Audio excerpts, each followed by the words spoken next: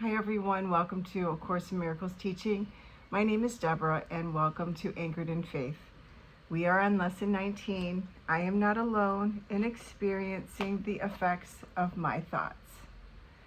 The idea for today is obviously the reason why your seeing does not affect you alone. You will notice that at times the ideas related to thinking precede those related to perceiving, while at other times the order is reversed. The reason is that the order does not matter. Thinking and its results are really simultaneous, for cause and effect are never separate. Today we are again emphasizing the fact that minds are joined.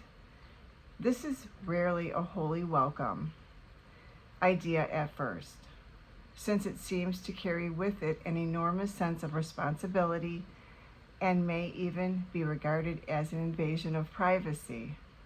Yet, it is a fact that there are no private thoughts. Despite your initial resistance to this idea, you will yet understand that it must be true if salvation is possible at all. And salvation must be possible because it is the will of God. The minute or so of mind searching which today's exercises require is to be undertaken with eyes closed. The idea for today is to be repeated first, and then the mind should be carefully searched for the thoughts it contains at that time. As you consider each one, name it in terms of the central person or theme it contains, and holding it in your mind as you do, and say, I am not alone in experiencing the effects of this thought about blank.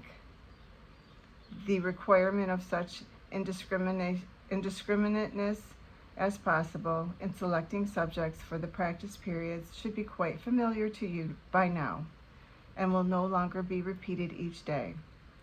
Although it will occasionally be included as a reminder, do not forget, however, that random selection of subjects for all practice periods remains essential throughout. Lack of order in this connection will ultimately make the recognition of lack of order in miracles meaningful to you. Apart from the as-needed application of today's idea, at least 3 practice periods are required, shortening the length of time involved if necessary. Do not attempt more than 4. So that is today's lesson. Lesson 19, I am not alone in experiencing the effects of my thoughts. I'm now going to read the commentary from A Year in Forgiveness. This is a channeling from Jesus through Tina Louise Spalding. You are blessed beings indeed. I am that one you know is Jesus. You are hanging in there very well. We are pleased about the fact that you are here again today. Each day you allow these lessons to go deeper into your beliefs about reality, yourself, and the place you have in existence. The idea that your thoughts are secret and don't affect anybody else are clearly believed by most beings in your society. People think all the time. They often negatively ruminate on things and have absolutely no idea that every single thought they have plants a seed of that very thing they fear. You begin to see how you can create things like dysfunctional relationships or disease by constantly worrying and fretting about things you don't realize because you've never been taught the truth, that your thoughts affect everything and everyone. You are the central pivotal linchpin in the creation of your life in all of its aspects and facets. You must have an effect because you draw to yourself those experiences, people, places,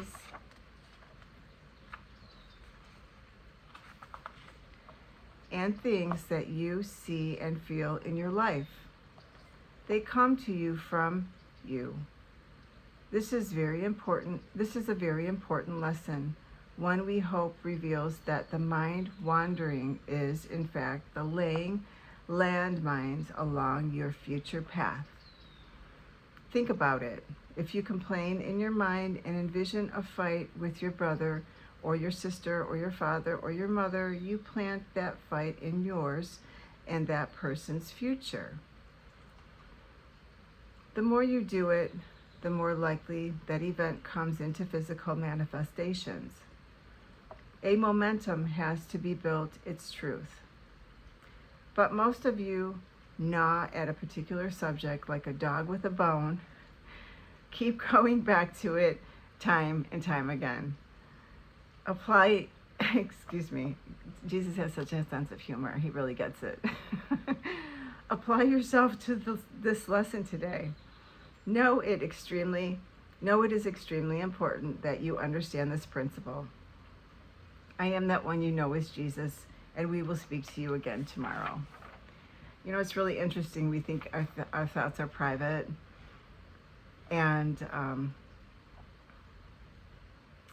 the thoughts that we don't speak out loud, we think don't matter, but in all reality, our thoughts are just as powerful as us speaking it into reality. So thank you for being here. Please like, share, and subscribe, and I will see you again for lesson 20. Have a beautiful day.